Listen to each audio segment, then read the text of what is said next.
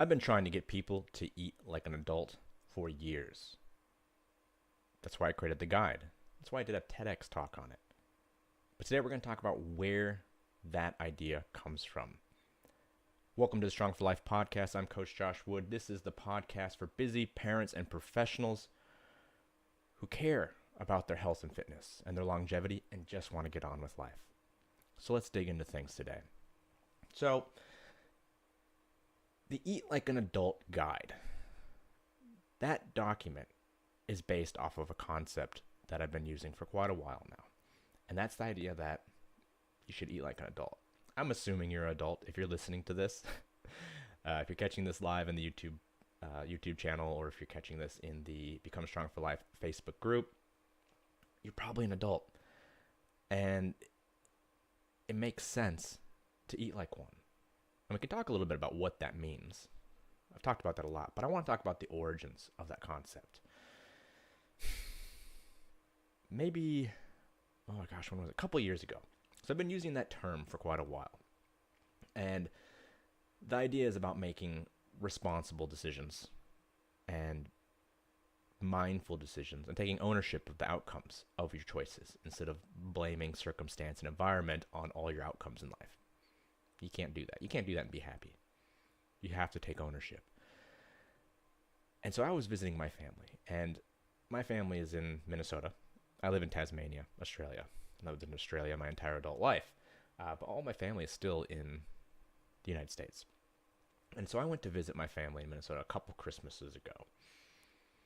And it was getting towards the end of my trip. And I was there with my family, my wife and kid, and then visiting and staying with my mom.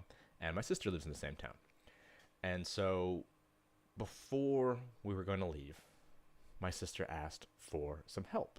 She asked for some help getting her diet right for her husband, so that she can set an example for her children, which is what we're here to do.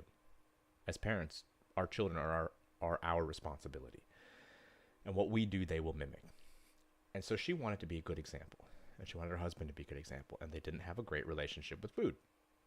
And so she asked for some help before I left. And I was like, oh, okay, no worries. And I was like, well, how can I leave something? How can I leave something that is going to have a lasting impact and be useful to her, that she can reference it whenever she's struggling with food choices? And so a couple nights before I was going to go visit her, I started trying to put all my tips and tricks down. And I started creating this document, which became the Eat Like an Adult infographic. Because it's an infographic. Like, we call it a document, but it is a infographic. And my prime goal was like, okay, this should have the basics of nutrition, and it should have some actionable items, some habits that you can develop, that if you even do one of those for the day, you're going to create a better relationship with food and set a better example for your kids. And so I started creating this document. I got on Canva, which is a great resource, and I started trying to organize my ideas into a single page. And that eventually became the Eat Like an Adult guide. And that was designed to go on our fridge. So I made the Eat Like an Adult guide so that my sister could have something on her fridge to remind her how to create a good relationship with food. And the first draft was not quite as polished as it is now. And there was no TEDx talk in the works. It was just designed to be a useful thing. And so I put all this down, I printed it off, and I took it over to her house. And I went there and I walked her through it. And it covers basically the same stuff it does now. There are 2 basic nutrition facts and 6 habits that help you create a better relationship with food and help you make adult choices. The facts were, what are calories? How do we get them from food? And what is protein? How much should we eat? Because when working with people, I'm always trying to get more protein into your diet. If you're listening to this now and you aren't actively thinking about more protein in your diet, you probably don't get enough protein. And that's normal. That's a normal thing. Almost everybody that I've ever worked with starts off not understanding the value of protein and not understanding how much to get. And so the guide gives you a recommendation. And then it goes through, God, I can't even remember if it had the 6 habits we have now. But the 6 habits are the Apple test. Choose better. Treats are treats. Don't eat your emotions. Oh gosh, now that I'm on the spot, I'm blanking on this. Don't eat your emotions. And mistakes are mistakes. That. I'm missing one. Anyway, there's at least 5 of the 6 habits, and I can't believe the number of times that I've gone through this that I'm blanking on it. But the idea was these are actionable things that you can insert into your daily food choices. And every time you do, you introduce mindfulness. So if we start off with the Apple test, which is probably the most powerful in my opinion, because it's visual, it's actionable, it's accessible, it's big. And the Apple test is a simple thing.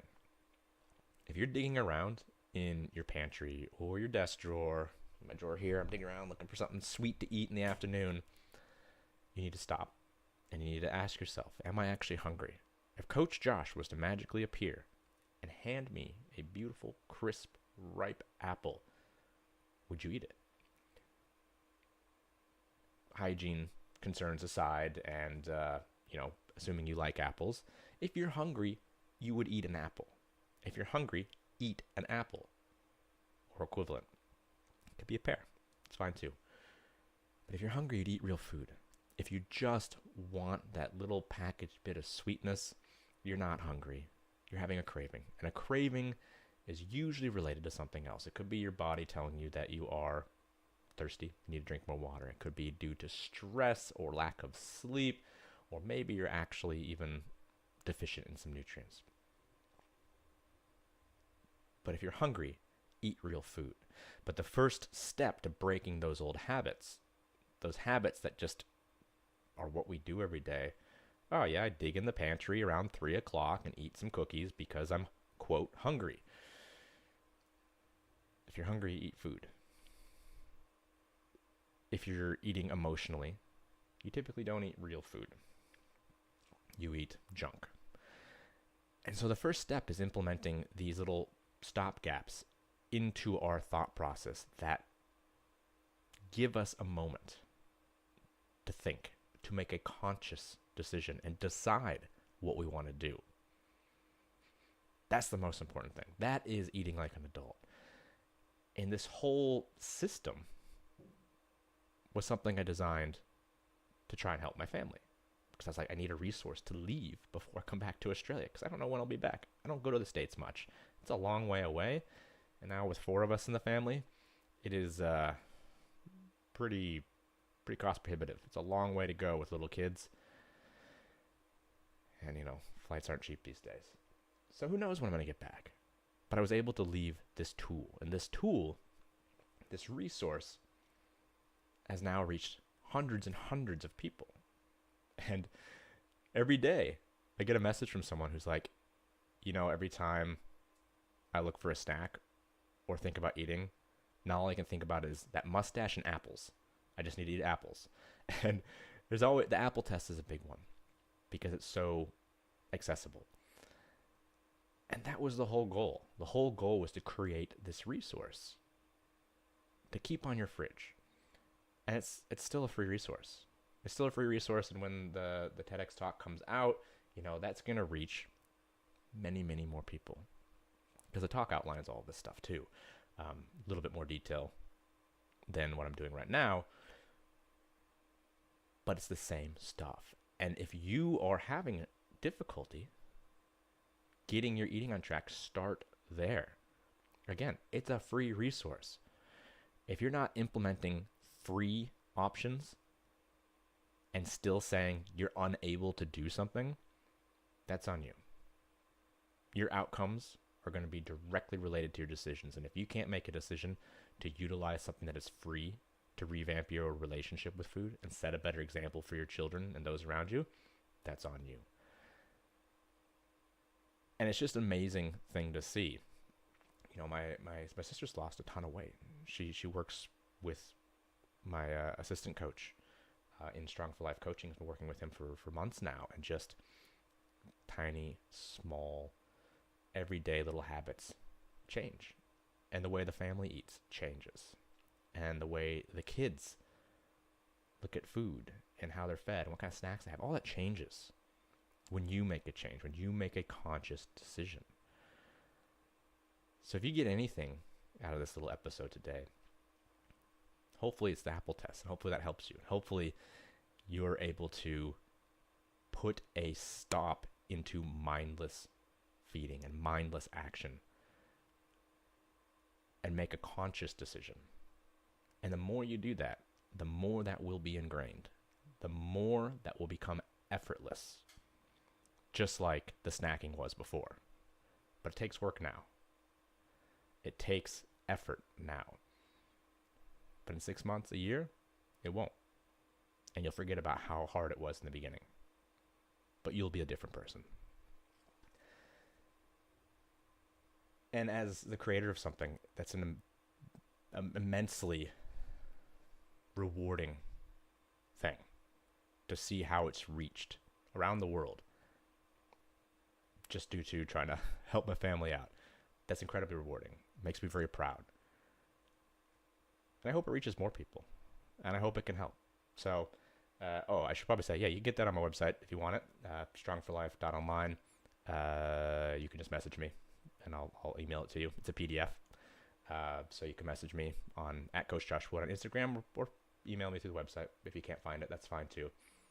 But everybody should take a look at it if you have any difficulties with your relationship with food. And that's all I wanted to say today. Is just tell that little bit of backstory. Make sure you understand that you can make a choice. And at least give you the Apple test to do that. And the other 5 habits, which I can't remember all 5 of them right now. It's a little disappointing. But they're available to you too. So if you have any questions, as always, please reach out. And if you want to have me discuss anything on the show, I've got a little list of things I need to discuss in the coming weeks. But please let me know. Now for announcements. Let's see here. Announcements. The Vault, I have a number of new programs that are going into that, including the massive list of movement snacks, the 18-week strength program is up and ready to go. We've got the new kettlebell program in there, and I am currently filming more videos for the beginner steel mace course, which is a little niche. If you don't know what steel mace training is or mace training is, have a little YouTube for that. I've got the first few lessons available already on YouTube. So something to delve into, and there'll be new programs for different goals updated every month in the Vault. So check that out. The Strong for Life Members Vault is it's the fitness resource for building out your own programs. It's full of programs and nutrition resources, the same stuff that I've been using for over a decade with all my clients. And you have access to that to use it how you will. So go check that out. And until next week, go eat some apples. They're good for you.